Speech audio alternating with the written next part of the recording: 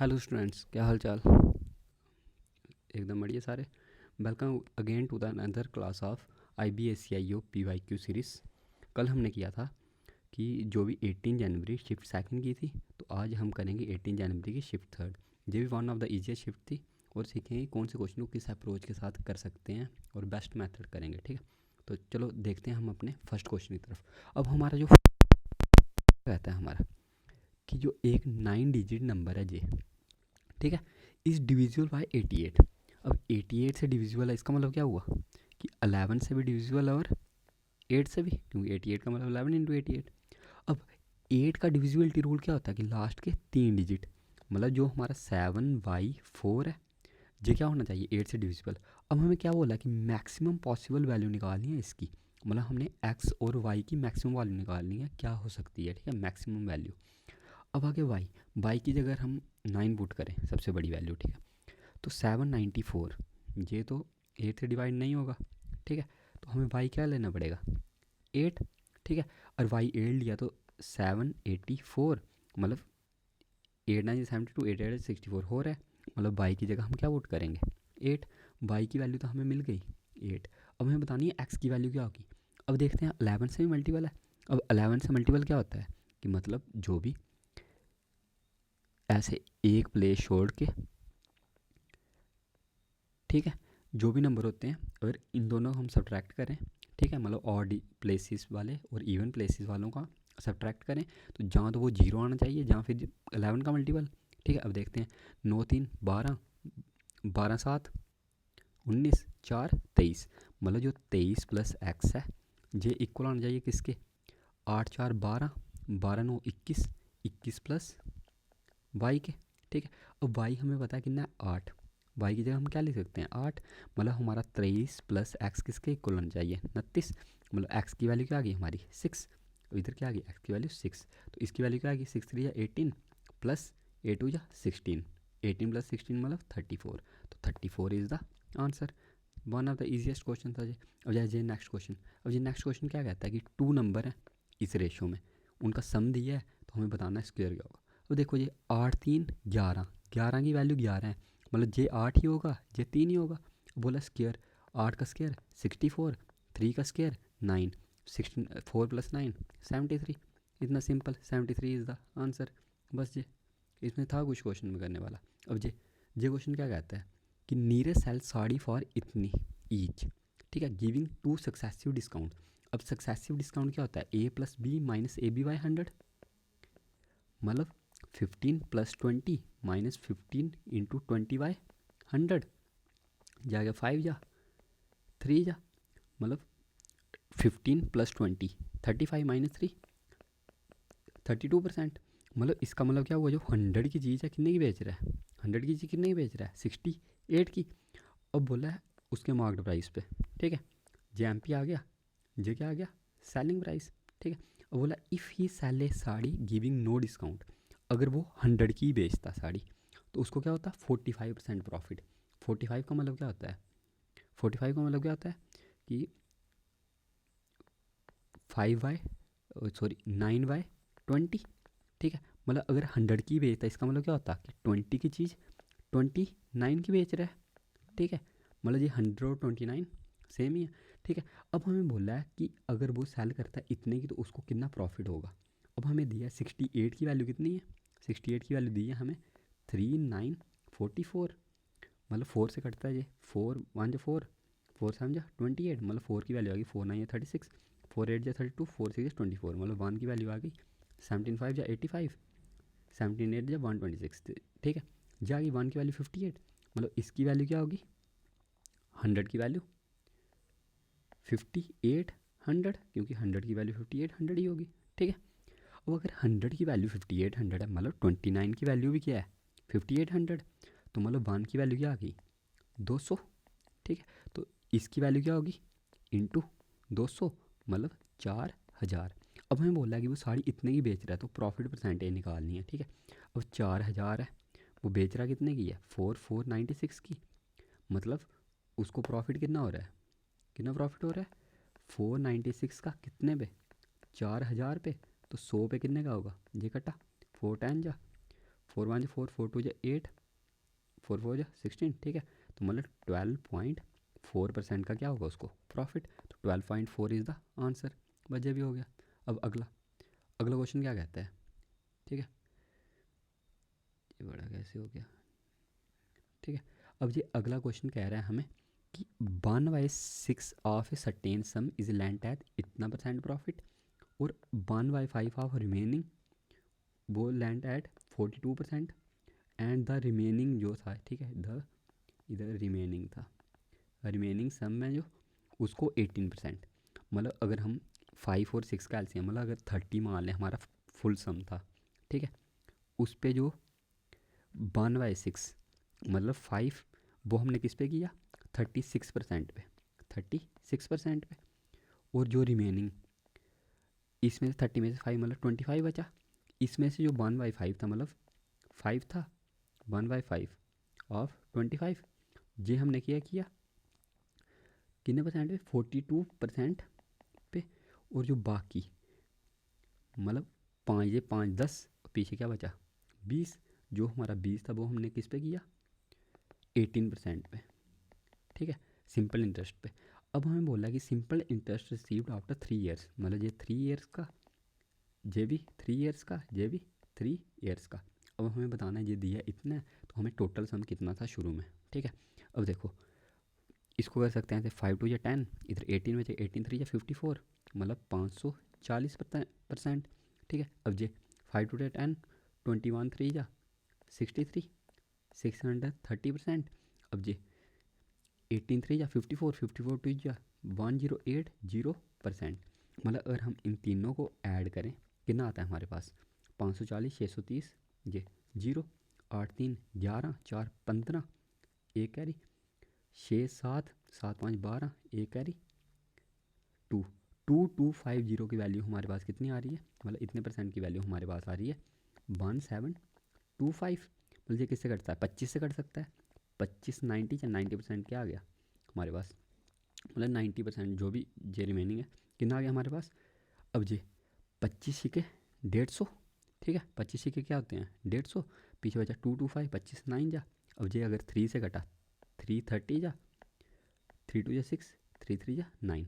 अब 30 की वैल्यू क्या आ गई हमारे पास, 30% की वैल्यू क्या आ गई हमारे पास 23, पर हमें 30 की वैल्यू निकालनी थी। अब 23 मतलब 30 की वैल्यू क्या होगी 2300, मतलब 30 का 100%, ठीक है, क्या होगा 2300। तो 2300 क्या था ए पार्ट में, तो ए पार्ट इज़ द आंसर। बस ये भी आसानी से हो गया, ठीक है। अब ये अगला क्वेश्चन, अब इस क्वेश्चन में था कुछ बताओ, इसमें क्या बोला था हमें कि ए बी सी, ठीक है, इसकी अगर 15 A equals to 20 B equals to 25 C है, मतलब इसको लिख सकते हैं ए 1/15 होगा, ये 1/20, ये 1/25, ठीक है, इतना सा था। अब इसको और करने के लिए मल्टीप्लाई बाय 300 कर लें हम हर एक के साथ, ठीक है, तो जा जाएगा 20 रेशो 15 रेशो 12, ठीक है, आ गया इतना सा। अब आ गया, अब हमें क्या बोला है कि ए इज़ डिक्रीज बाय इतना, ठीक है, ए को हमने क्या किया कितना डिक्रीज़ किया, ये मतलब ये 58 3 या 53 या 150, 8 3 या 24, मतलब 174 प्लस 1 175, मतलब 175/300। ये 25 7 जा 25 1 जा 25, मतलब 7/12 डिक्रीज़ किया उसको, माइनस 7/12 डिक्रीज़ किया। अब इसको बोल रहा है कि इसको हमने क्या किया 15 को बी इज़ इंक्रीज बाई 20%, इसको क्या किया प्लस 20%, मतलब प्लस 1/5। अब सी इज़ डिक्रीज बाई 30%, इसको क्या किया हमने डिक्रीज़ किया 30%, 30% मतलब -3/10, ठीक है। अब ये जब हमने -7/12 किया, मतलब हमारे पास क्या बचा 5/12 ऑफ 20, इधर 1/5 प्लस किया, मतलब 1/5 ऑफ 15 मतलब 3, 15 प्लस 3 18, इधर -3/10 किया, मतलब 7/10, मतलब 7 पॉइंट, मतलब क्या आ गया ना 12 इंटू 7/10, 12 सत्ते 84/10, मतलब 8.4। अब हमें बताना है कौन सी हमारी स्टेटमेंट करेक्ट है। पहले बोला the value of C is 8% more than of J. अब बोला इसकी वैल्यू कितनी आ रही है हमारे पास 4×5 20, 4×3 12, मतलब 25/3। अब हमें बोल रहा है कि जो वैल्यू है सी की वैल्यू क्या है, जे ए से 8% ज़्यादा है, ठीक है। ए से क्या है, 8% ज़्यादा है, ठीक है। अब अगर हम ए का 8% निकालें, ठीक है, ए का 8%, मतलब इसका 8% कितना होगा, 8/100 ऑफ 25/3, 4×4 = 8, मतलब 2/3, ठीक है। और इसको हम इसमें ऐड करें तो कितना आता है हमारा, 25×2 = 27/3, कितना आ गया 9। मतलब इसको जब हम +8% कर रहे हैं कितना आ रहा है हमारे पास 9, पर इधर कितना है 8.4, मतलब ये तो 8% ज़्यादा नहीं है, तो मतलब स्टेटमेंट 1 हमारी रॉन्ग। स्टेटमेंट 1 रॉन्ग है तो मतलब बोथ 1 एंड ओनली जे तो ऑप्शन हट गया, जे ऑप्शन भी हट गया। अब आंसर जहाँ इनमें से जहाँ इनमें से। अब स्टेटमेंट 2 देखते हैं, स्टेटमेंट 2 क्या कहती है, न्यू वैल्यू ऑफ बी की न्यू वैल्यू क्या है 18, जे क्या है 10% लेस है initial value of A, initial value of A क्या थी 20, और इसको हम -10% करें मतलब -2, 18 ही आ रहा है, ठीक है। मतलब स्टेटमेंट 2 क्या है हमारी करेक्ट, मतलब ओनली 2 इज़ द करेक्ट। ये भी इतनी आसानी से हमने 5th क्वेश्चन कर लिया, ठीक है। अगर आप इस अप्रोच के साथ जाएंगे ना तो आपका पक्का एग्जाम में हो जाएंगे सारे क्वेश्चन, ठीक है। अब जैसे जे क्वेश्चन क्या था, simple interest on a sum for 8 month, 8 month मतलब 8/12, मतलब 2/3 एट 8% पर एनम दिया है हमें इतना 480, ये तो सबको पता होगा, PRT/100 = SI, ठीक है। SI कितना दिया 480 = P हमें निकालना है, इंटू रेट कितना है 8, इंटू टाइम कितना है 2/3/100, बस इतना सा है। 8 3 = 48, 0 2 30 3 3 = 90, और 100 से P कितना आ गया 9000 सी वार्ड इज़ द आंसर। ये one of the easiest question था। अब जे क्वेश्चन है, इसके लिए आपको एक न्यू कॉन्सेप्ट सीखना पड़ेगा, ठीक है। मैंने आपको पहले बताया कि सम ऑफ स्क्वेयर सीरीज़ क्या होती है, मतलब 1 का स्क्वायर प्लस 2 का स्क्वायर प्लस 3 का square plus so on to, ऐसे ही अगर n का स्क्वायर तक जा रहा है उसका फार्मूला क्या होता है n + 1 2n + 1 अपॉन 6। पर लेकिन अगर आप क्यूबिक सीरीज़ हो, ठीक है, क्यूबिक सीरीज़ हो, इसका क्या होता है 1 का क्यूब प्लस 2 का cube plus so on to, ऐसे ही n का क्यूब, ठीक है। इसका फार्मूला होता है n + 1 अपॉन 2 का होल स्क्वायर, ठीक है। ये फार्मूला होता है इसका।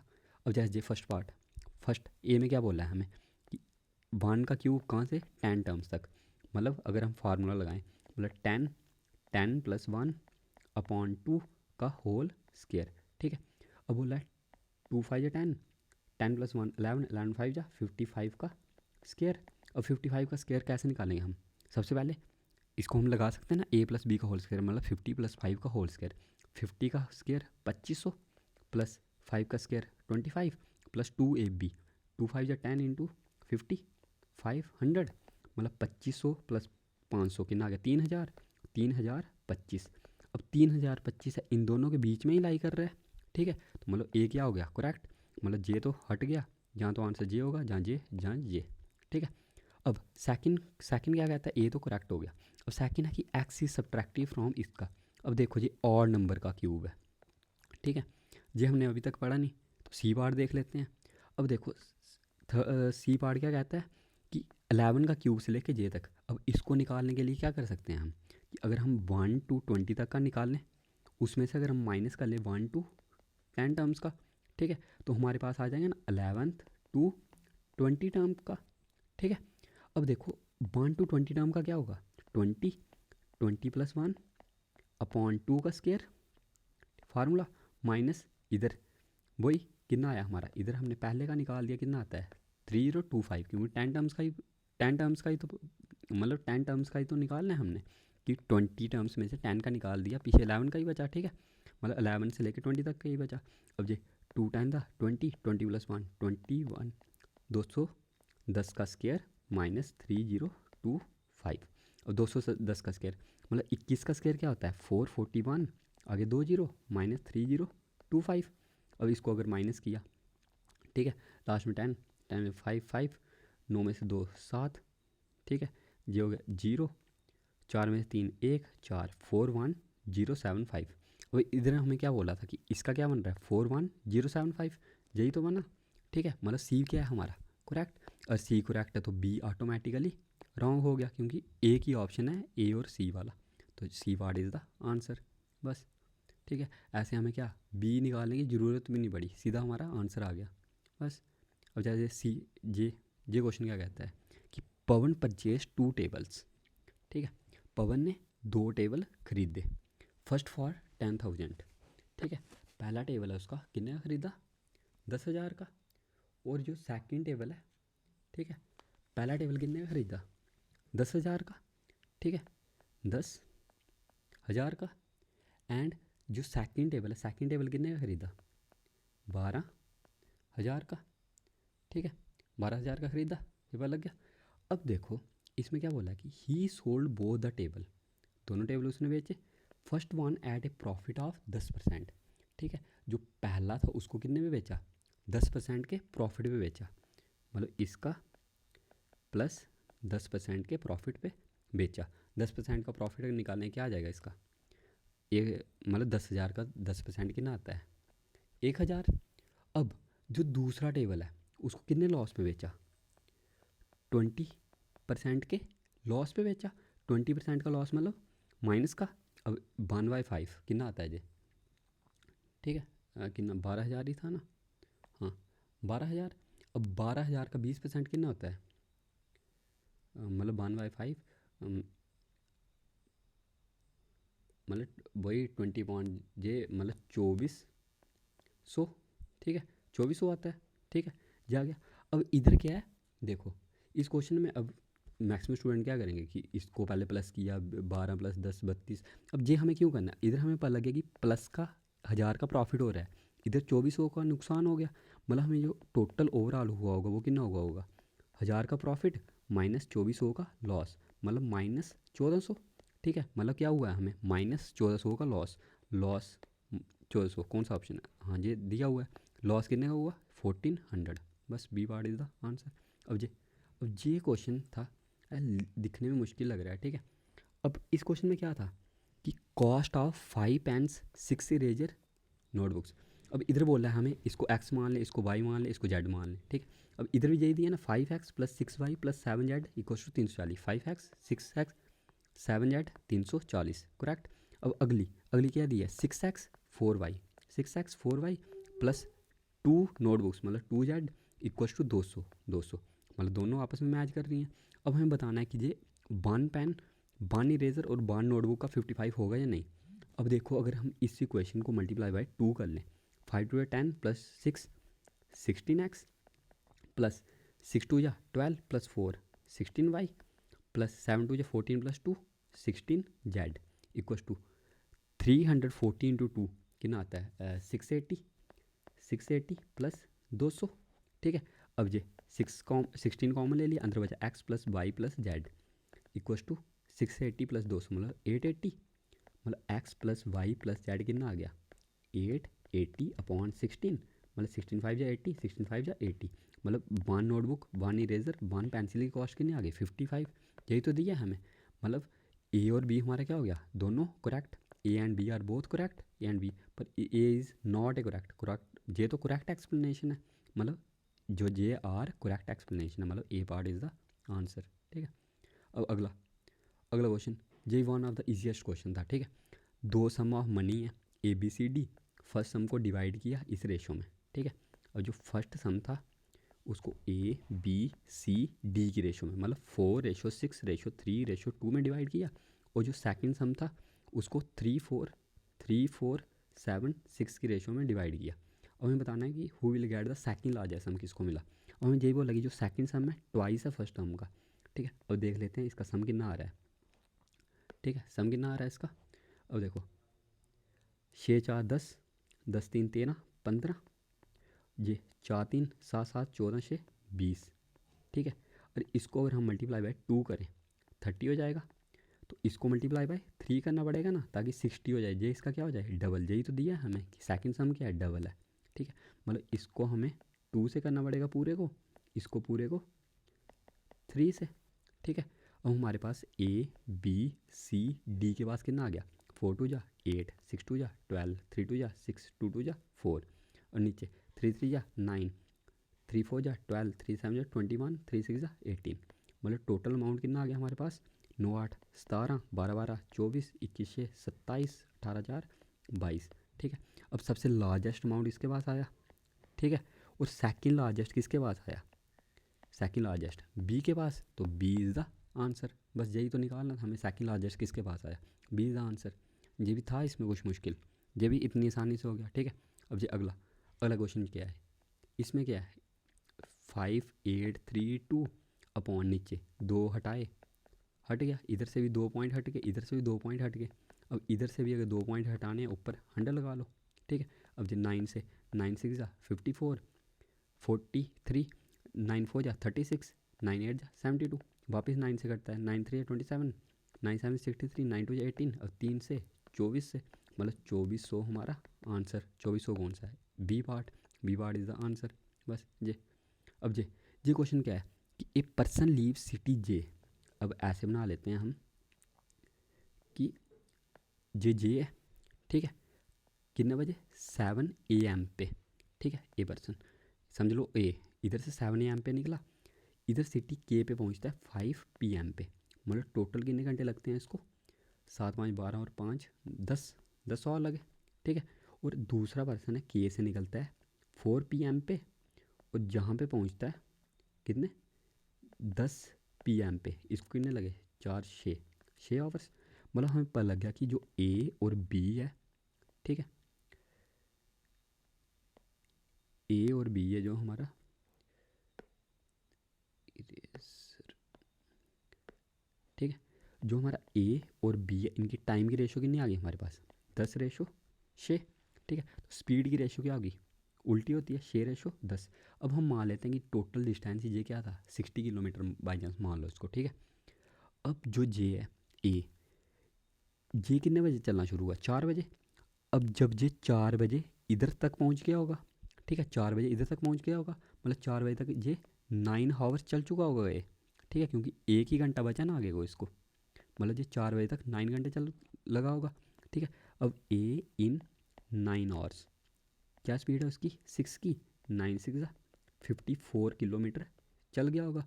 मतलब आगे क्या बचा 6 किलोमीटर, और जो 6 किलोमीटर है उसको दोनों मिलके करेंगे, मतलब 16 की स्पीड में इंटू 60, मतलब मिनट्स में आ गया।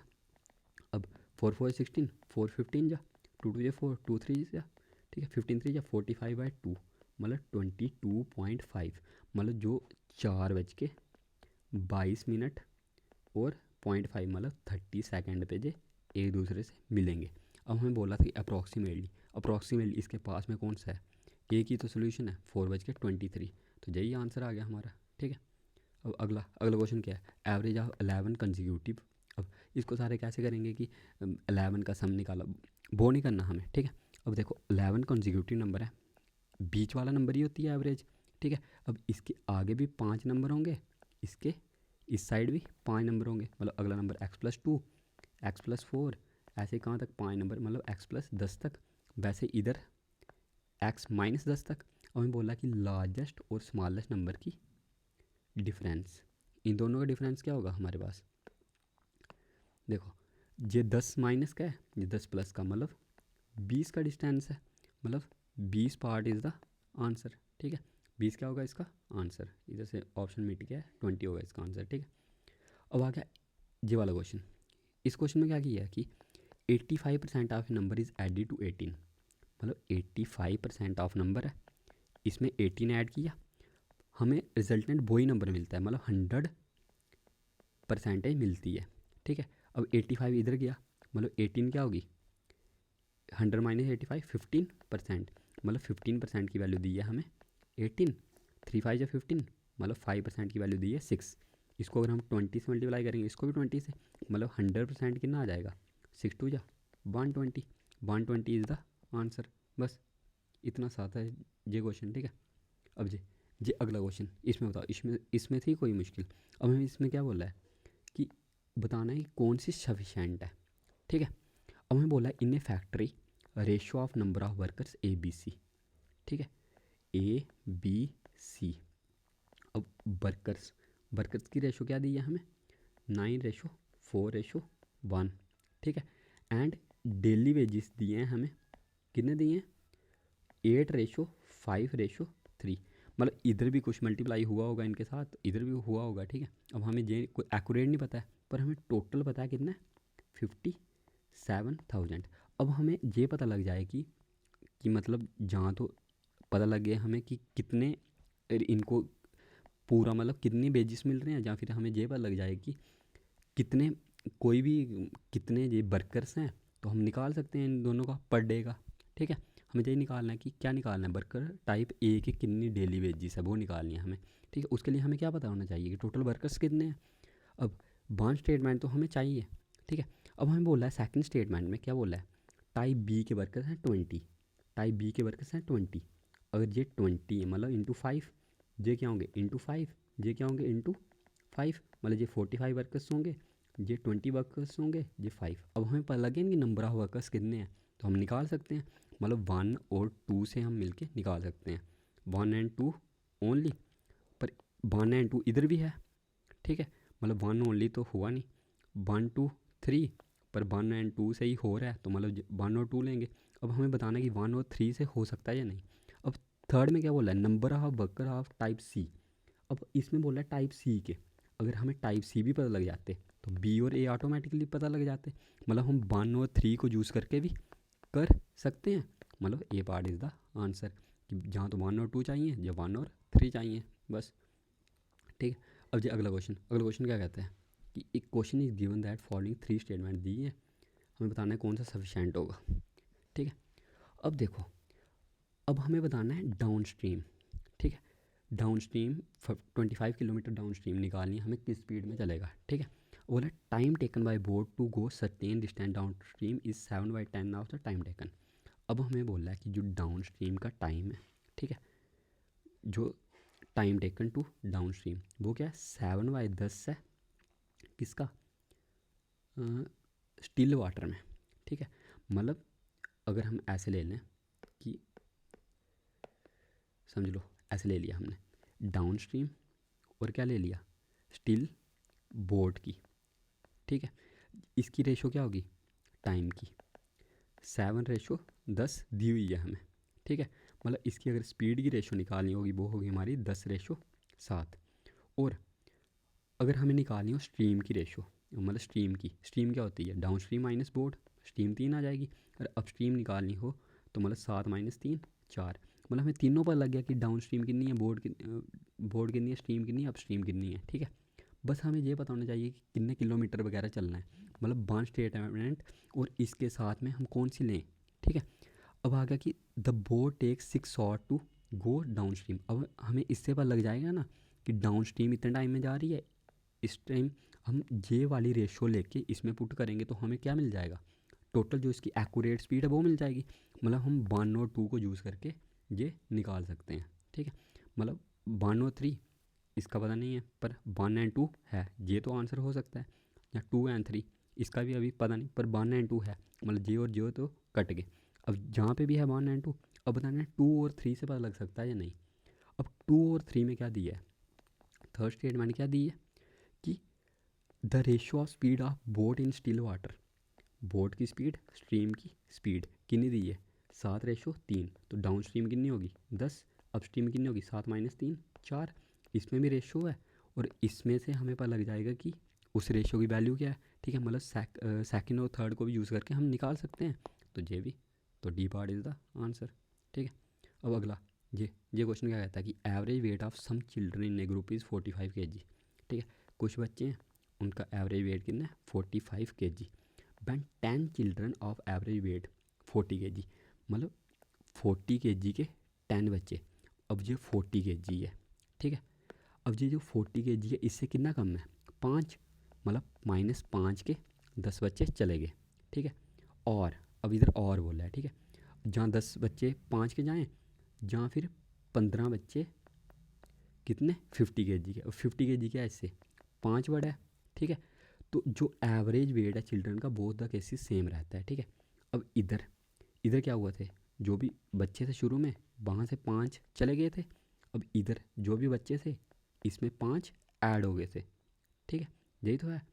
15 children of average weight join, sorry 15, ठीक है, और इधर कितने थे 10 average weight leave the group, हाँ इधर क्या था 10 था, 10 5 नहीं 10, ठीक है। 10 चिल्ड्रन ने लीव की थी और 15 चिल्ड्रन जुड़े थे, मतलब ये क्या बोला है हमें आपस में बराबर आने चाहिए, ठीक है। अब इधर माइनस लेने की कोई ज़रूरत नहीं है कि यही बोला है हमें कि ये क्या है कि जब इनकी रेशो और इसकी रेशो बराबर है, कि मतलब अगर 10 चाहे जाएँ चाहे 15 जुड़ें, ये दोनों आपस में क्या रहते हैं बराबर, ठीक है। अब देखो ये आपस में बराबर है, ठीक है। अब इधर से 5 और 5 कट गए, 5 3 जा 15, 5 2 जा 10, ठीक है। अब ये आ गया, अब 5 2 10, 5 3 15। अब हमें बताना है कि जो शुरू में इनिशियल ग्रुप था वो कितने बच्चों का था, ठीक है।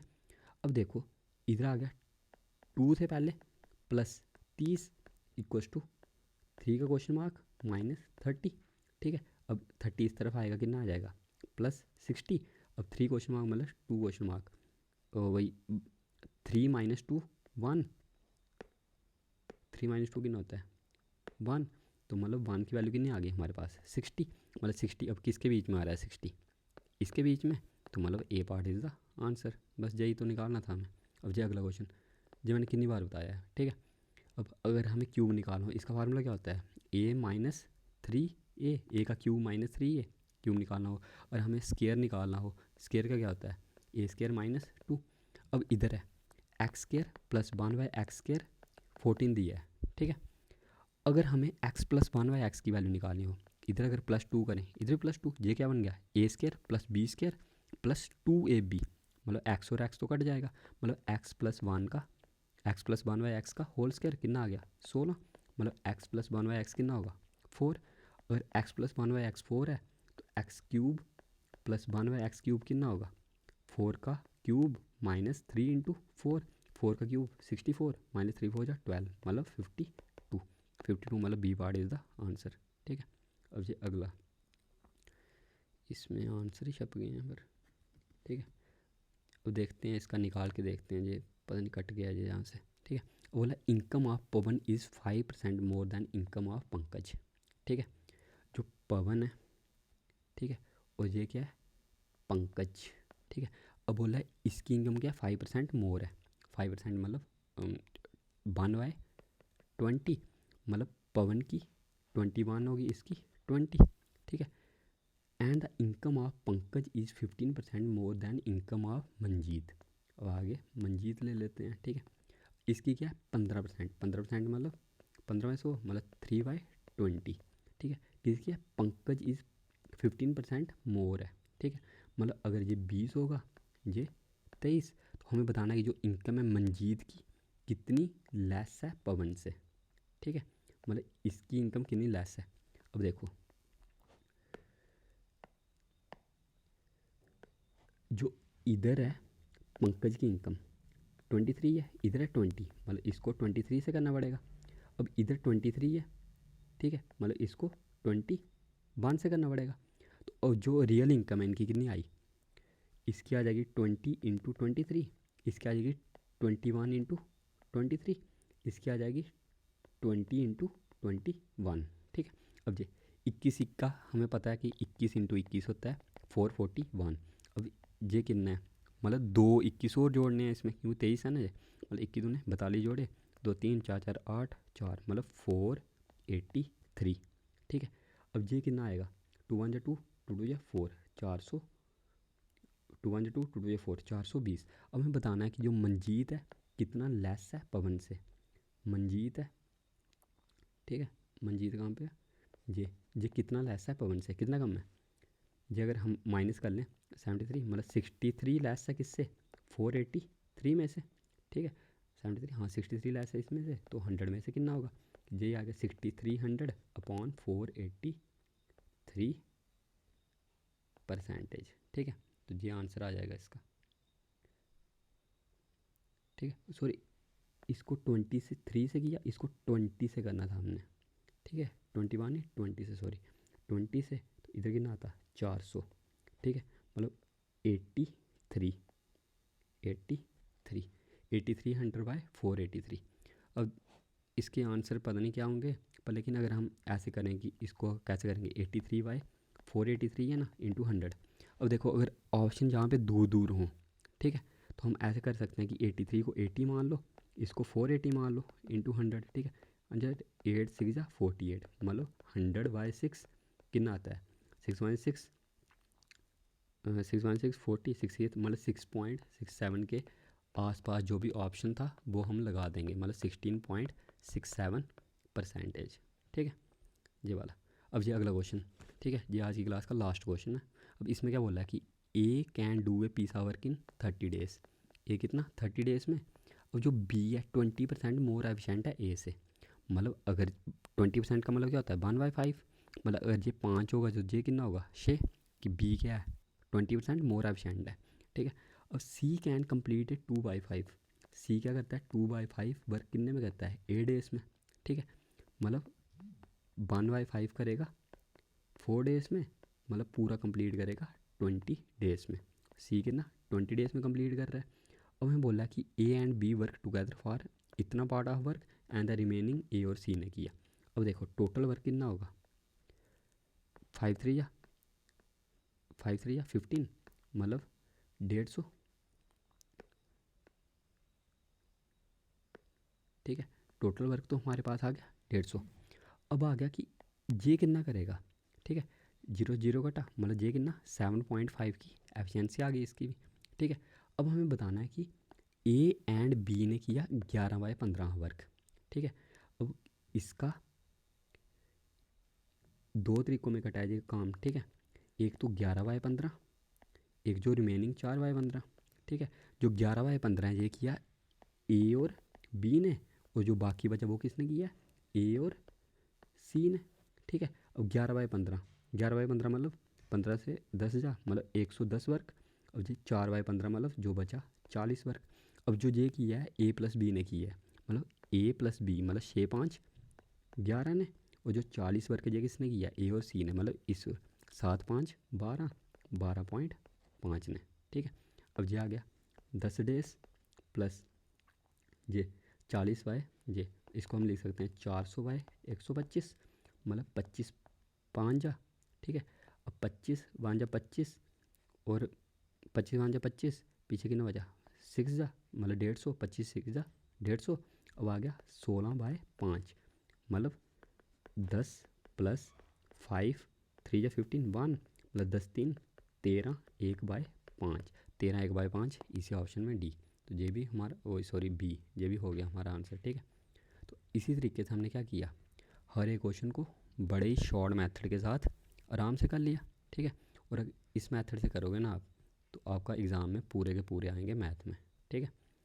तो अब हमने कर लिया पूरा, शिफ्ट थर्ड कंप्लीट कर ली। तो कल हम करेंगे लास्ट शिफ्ट, ठीक है। लास्ट शिफ्ट करेंगे हम कल, ठीक है, जो क्या थी 18 जनवरी की शिफ्ट नंबर 4, ठीक है। जो टोटल एग्ज़ाम था कितना 8 शिफ्ट में हुआ था, ठीक है। और हमने ये कौन सा 7th लेक्चर और 8th लेक्चर में हम लास्ट शिफ्ट कर लेंगे, और इसी के साथ हमारी पूरी कंप्लीट हो जाएगी। और जिसको इसकी एनोटेशन फाइल चाहिए होगी वो टेलीग्राम नीचे मैं लिंक दे दूँगा, उसको ज्वाइन कर देना, वहाँ से मिल जाएगी, ठीक है। थैंक यू, धन्यवाद।